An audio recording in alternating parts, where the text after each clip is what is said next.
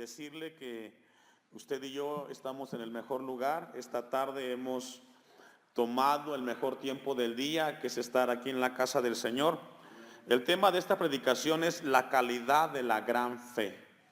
La calidad de la gran fe. Mientras revisaba esta porción, pasaba por mi mente muchas preguntas en relación a la fe de esta mujer, que Marcos lo registra como la mujer cananea.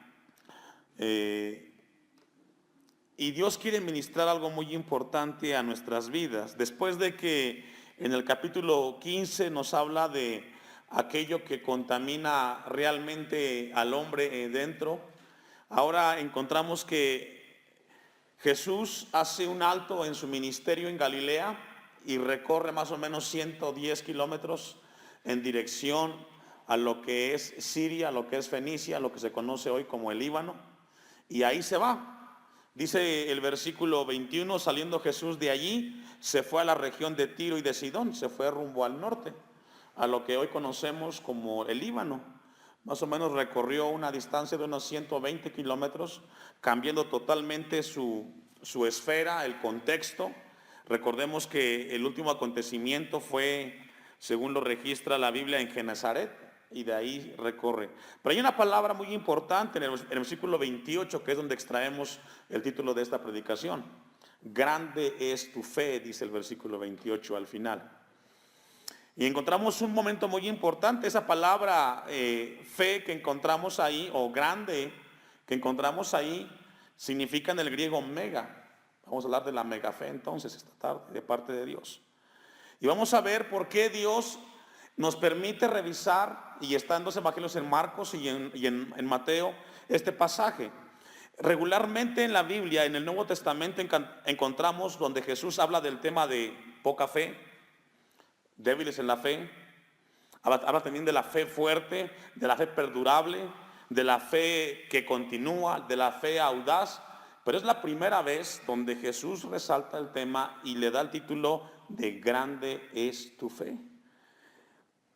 Entonces esta tarde Dios va a hablarnos algo muy importante. Dice el versículo 21, saliendo Jesús de allí, se fue a la región de Tiro y de Sidón.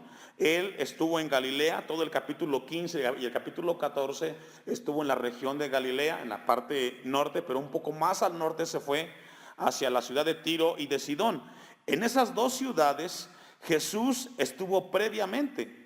Estuvo, si usted ve por ejemplo en Marcos 7:31, dice que él se fue de Tiro a Sidón y se fue a Decápolis, se fue a la parte norte.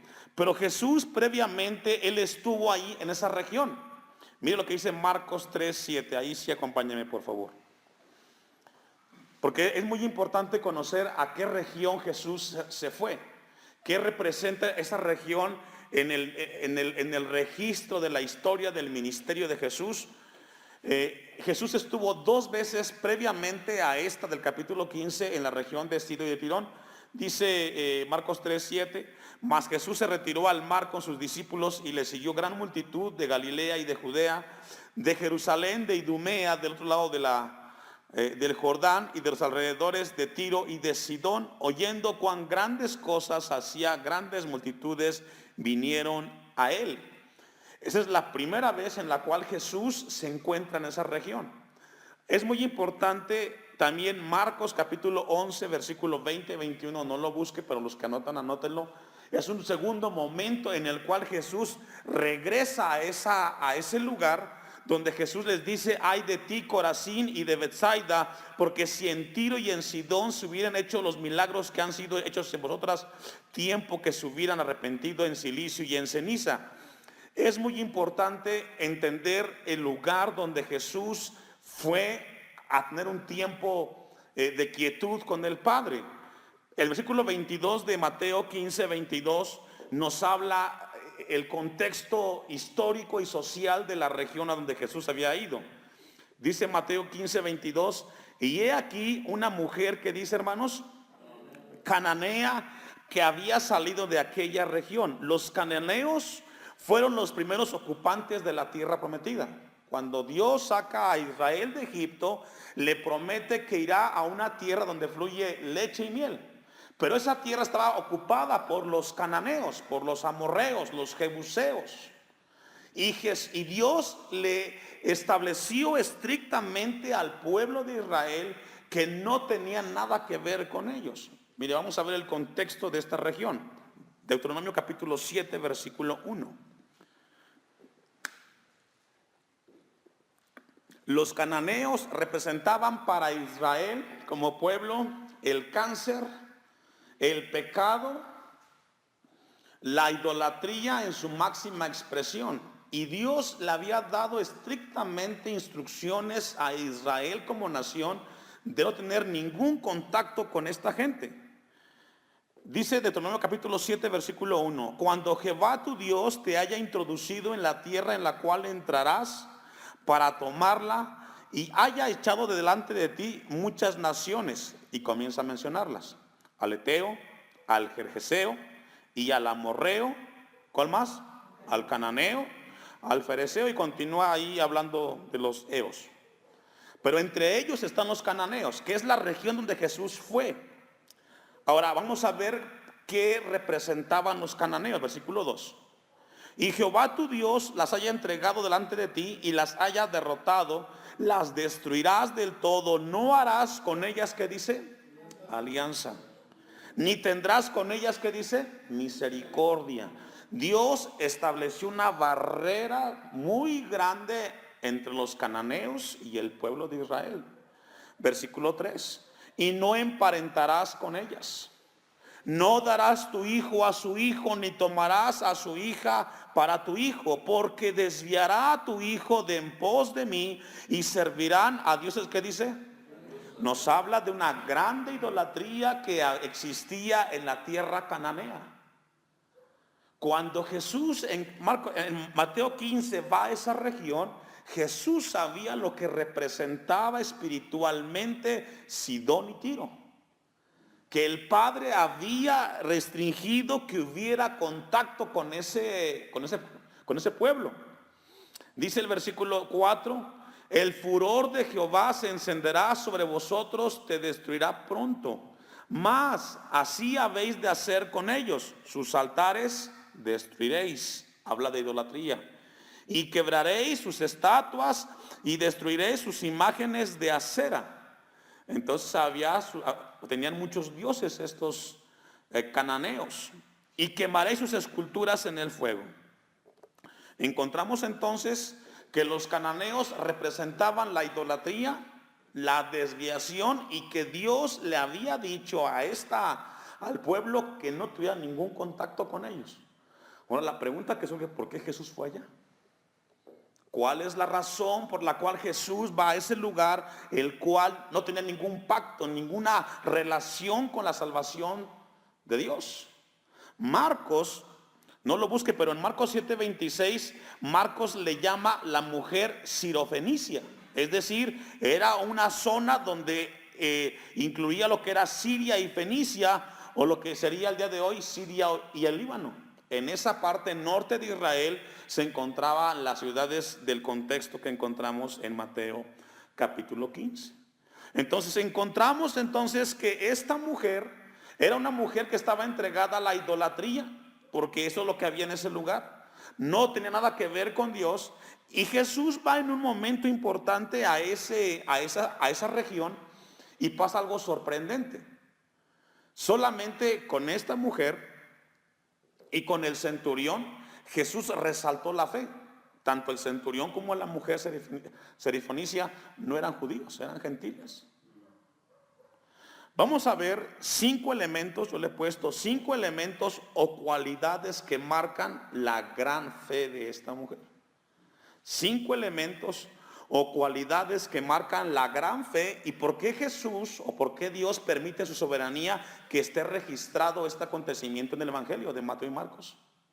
Número 1, el primer elemento o la primera cualidad que registra o que marca la gran fe de esta mujer es que la fe de esta mujer estaba correctamente dirigida a la persona indicada o al objetivo correcto. Esta mujer conocía mucho de dioses, pero en un momento particular de su vida, ella dirigió su fe hacia algo. Ahora, esto nos enseña que esta mujer, conociendo tantos dioses que encontramos en Deuteronomio 7, encontramos que eso produjo en ella mucho vacío. Porque tuvo un problema en su vida y ella fue y buscó a Jesús. No buscó en sus ídolos. Al escuchar de que Jesús estaba ahí, ella fue y lo buscó. Mire lo que dice Hechos capítulo 4, versículo 12. Entonces, la primera característica es de que esta mujer, en su vacío que tenía espiritualmente, se dirigió a la persona correcta o al objetivo correcto. Dice Hechos 4:12, y en ningún otro hay salvación, porque no hay otro nombre bajo el cielo dado a los hombres en que podamos, ¿qué dice? Ser salvo. Esta mujer, dentro de su idolatría y de su ignorancia, dirigió su vida, su fe, al lugar correcto.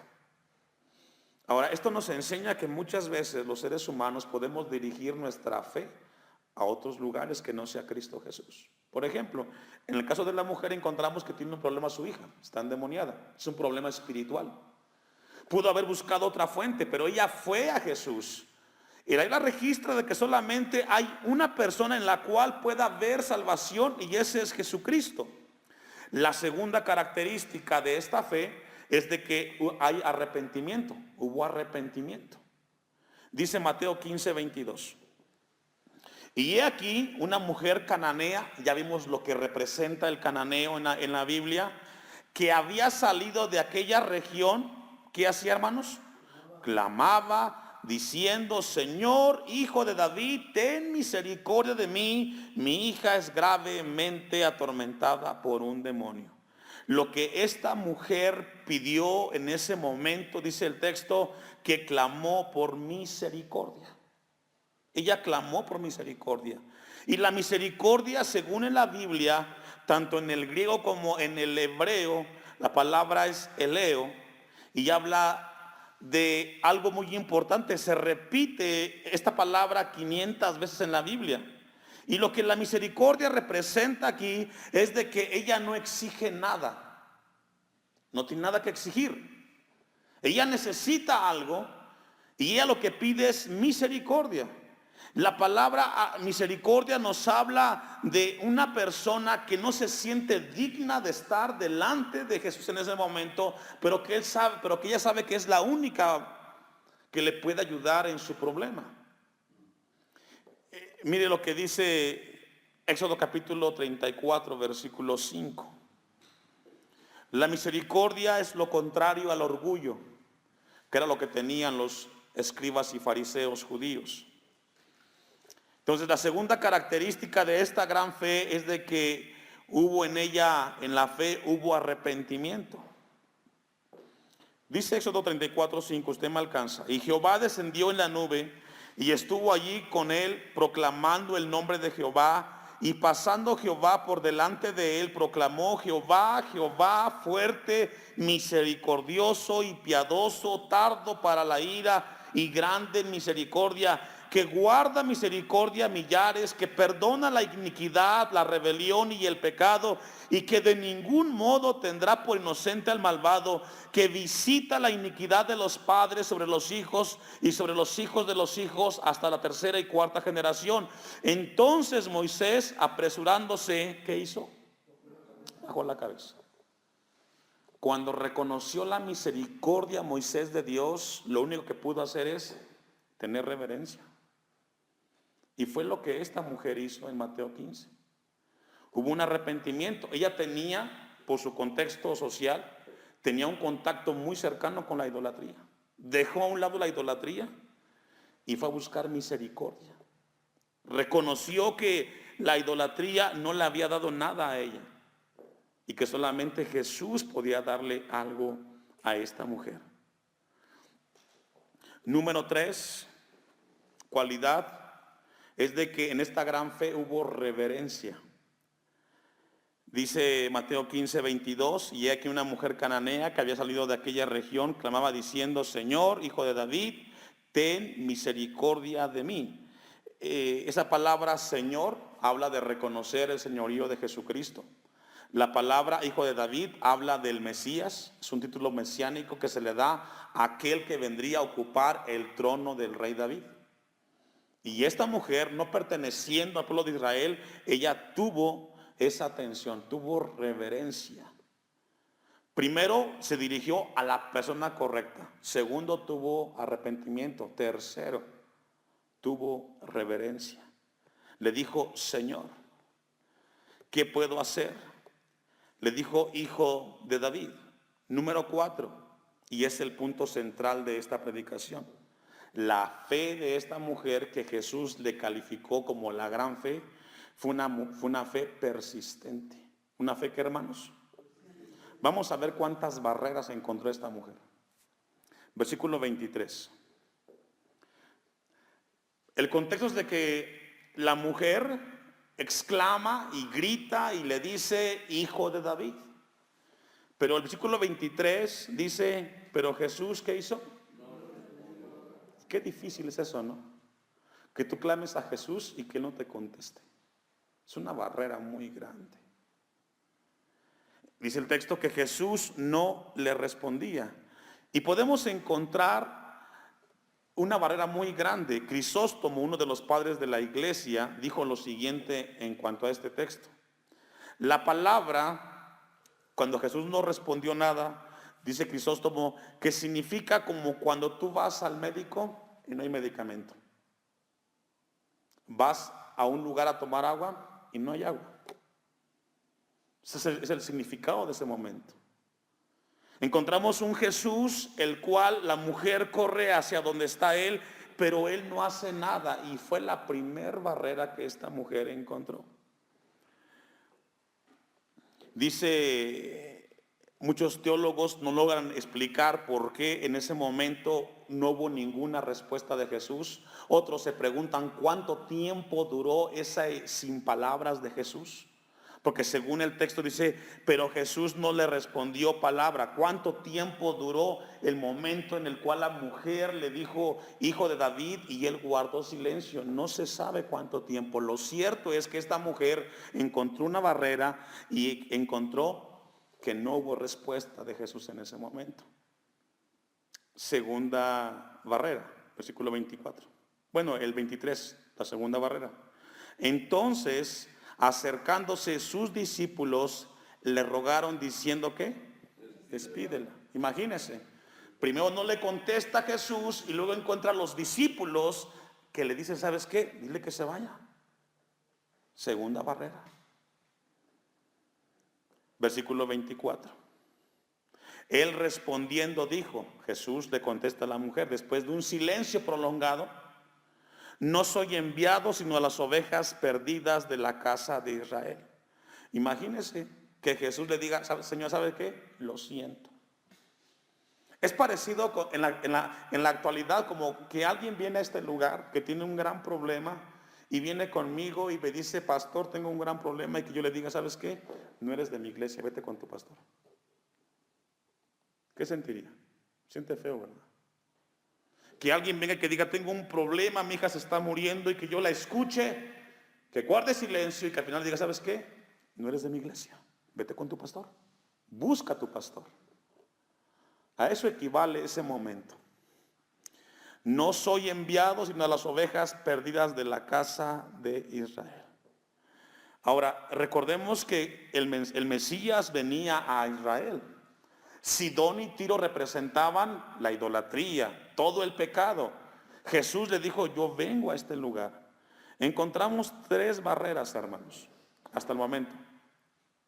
Pero vea cómo Marcos explica una barrera más. Vaya conmigo a Marcos 7:27.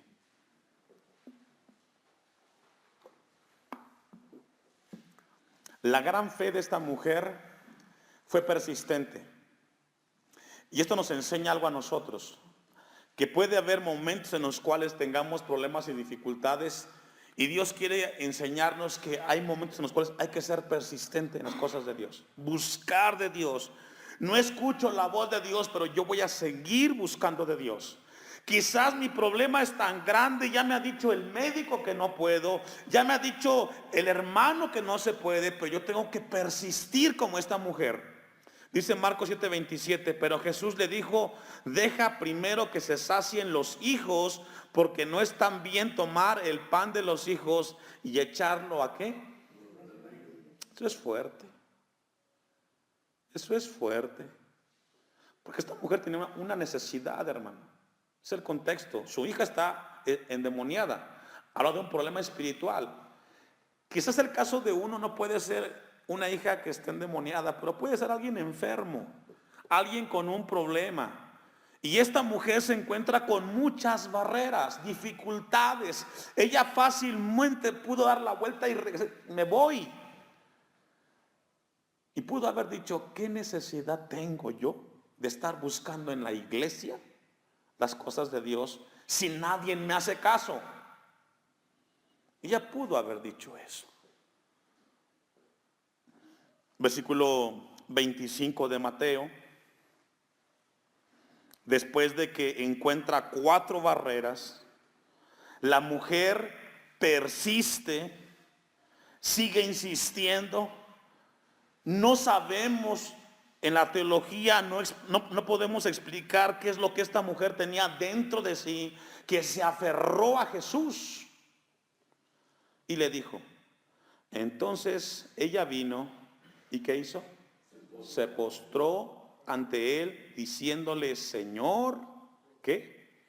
Socórreme. Eso se llama humildad. Humildad.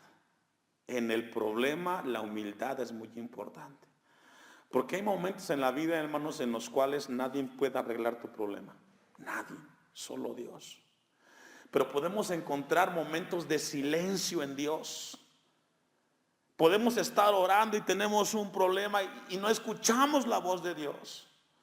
Y podemos cerrar el corazón y decir, ya no voy a insistir, pero encontramos una historia donde la mujer supera las barreras y cuando logra recibir una respuesta devastadora como la que encontramos en el 24 que dice, yo vine a los hijos de Israel, yo no vine a los perrillos. Pero esta mujer insiste y le dice, Señor, socórreme. La palabra que dice postrarse allí es proscuneo.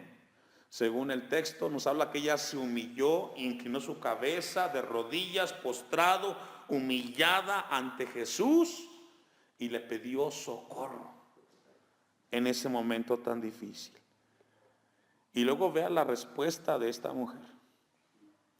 Que esta mujer representa la tenacidad del cristiano cuando se aferra a la bendición de Dios. Representa al cristiano que no se da por vencido, que encuentra barreras pero que persiste. Y dice el 26, respondiendo, él le dijo, no está bien tomar el pan de los hijos y echarlo a los perrillos.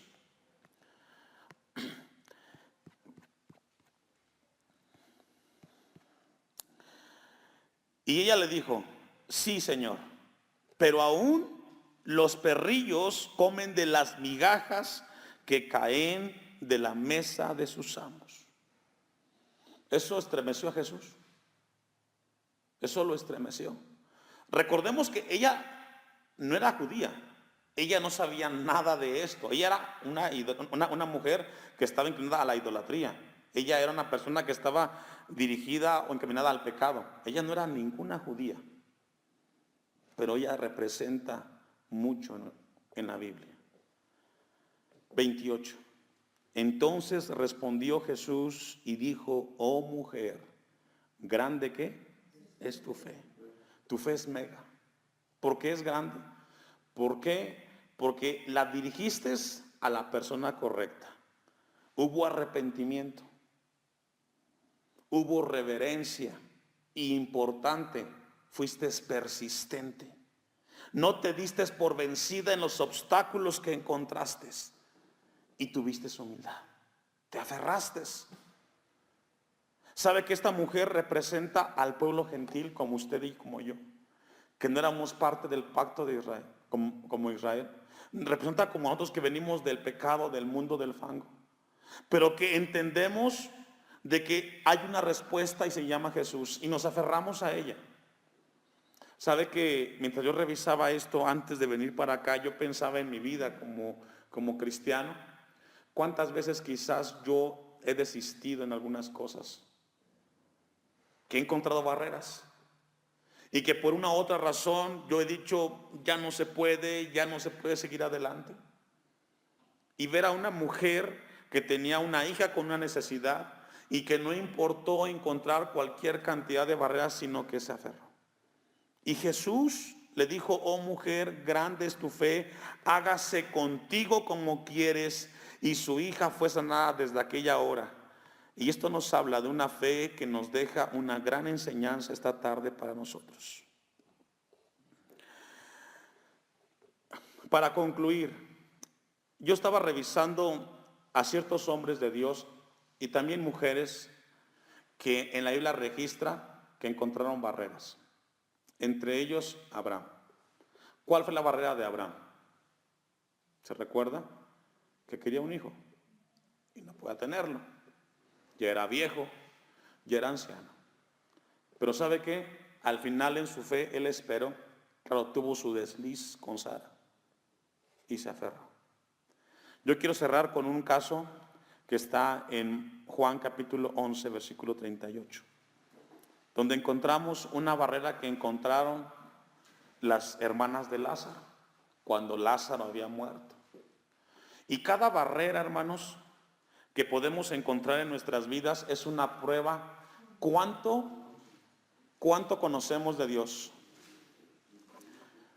Juan capítulo 11, 38. Sabe que cada barrera que encontremos en nuestra vida como cristianos representa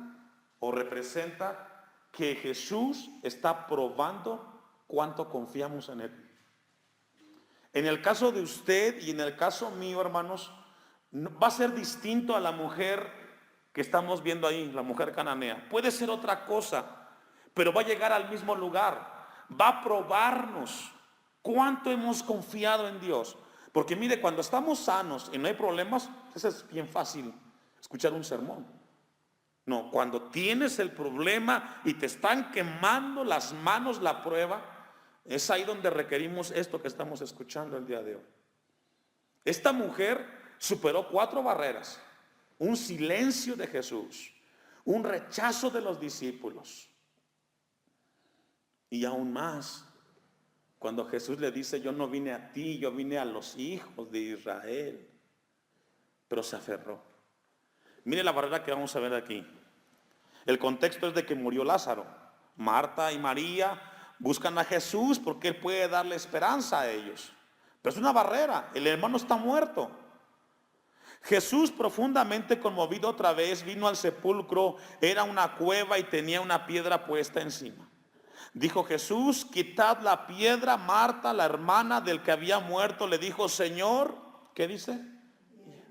Y sabe que hay momentos en la vida en los cuales los problemas ya hieden, porque tienen tantos años el problema que se pierde la esperanza. Y era el caso de Lázaro, porque es de 4 días. Jesús le dijo: ¿no te he dicho que si crees verás la gloria de Dios? ¿Qué le pidió en la pregunta a Jesús a Marta? Si crees, verás la gloria de Dios. Y creer es fe en las promesas de Dios. Entonces quitaron la piedra de donde había sido puesto el muerto. Y esa piedra representa barreras, obstáculos, pruebas. Hay que quitarla, hermanos. Hay que quitarla de enfrente. Y Jesús, alzando los ojos a lo alto, dijo: Padre, gracias te doy por haberme oído. Yo sabía que siempre me oyes, pero lo dije por causa de la multitud que está alrededor, para que crean que tú me has enviado. Y habiendo dicho esto, clamó a gran voz: Lázaro, ven fuera. Y el que había muerto, ¿qué dice, hermanos? Y esto es extraordinario. Una persona de 4 días de muerto, médicamente sin ninguna respuesta, Pero ¿sabe qué? La prueba, la barrera que en ese momento tuvo Marta y María fue superada. Estamos por concluir un año 2016 y si Dios nos concede la vida entraremos al 2017. Y yo no sé cuántas barreras tengamos nosotros como iglesia e individualmente como cristianos. Pero esta historia nos deja una gran enseñanza, hermanos. Yo le invito, sea persistente. Porque puede que llegue a su vida una prueba que usted diga, ya no puedo más, yo ya no sigo, me quedo, no quiero avanzar. Pero ¿sabe qué? Hay que afianzarnos en Cristo. Porque al final Él tiene la última palabra y puede hacer lo que dijo en este momento: Lázaro, sal fuera. Y el que estaba muerto salió. Dice el 44 para concluirlo: atadas las manos y los pies con vendas y el rostro envuelto en sudario, Jesús le dijo: desatadle y dejadle ir. Lázaro también superó su prueba. La pregunta es, ¿nosotros podemos superar las nuestras cuando vengan eventualmente? Yo estoy convencido, hermanos, que cada culto los martes es una gran bendición. No es pérdida de tiempo, es el mejor tiempo. Hay una enseñanza de parte de Dios.